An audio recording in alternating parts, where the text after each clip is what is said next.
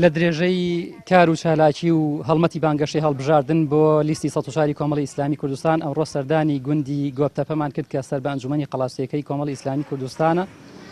لەوێ چەند ماڵێکمان بەسەرکردەوە، کۆمەڵێک نەخۆش و ماڵی کەسوکاری شەهیدانی کۆمەڵی ئیسلامیان بەسەرکردەوە و لێرە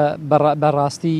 بانگەشەی لیستی ١٠٤ زۆر گەرم و گوڕە و بە دەمەوچوونی زۆر باشی خەڵکی ئەم دەڤەرە بینین سوپاسیان ئەکەین. ئێمە وەکو ئەنجومەنی قەڵاسیەکەی کۆمەڵی ئیسلامی لەو کاتێکەوە دەستمان بە بانگەشە کردووە بەردەوامی لە بانگەشەکردن لە هەموو شوێنەکان بە تایبەتی ناو ئاغزەلەر و گۆپتەپە و سەرجادەکان و ئەمڕۆژ